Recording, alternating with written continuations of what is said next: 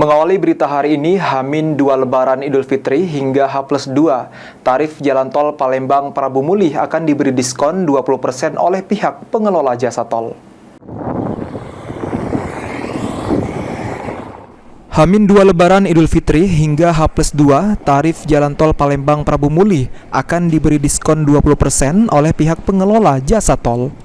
Menurut GM Operasional Tol Palembang Prabu Mulih dan Tol Indralaya Palembang Syamsul Rizal, diskon diberikan kepada jalur tol yang panjang yakni masuk dari exit Gerbang Palembang hingga ke exit Prabu Mulih. Sementara untuk pemudik dari exit Indralaya dan exit Tol Rambutan, maka tidak akan dikenakan diskon tarif yang diberlakukan.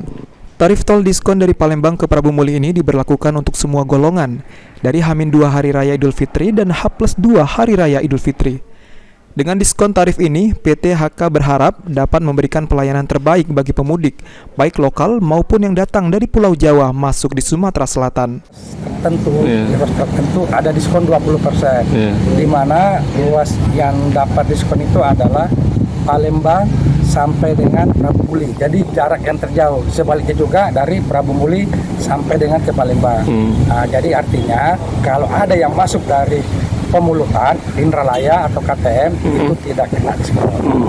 Ya, jadi berlaku selama sebelumnya harga dua hari dan setelah itu 2 hari juga. Ahmad Romawi, PAUL TV.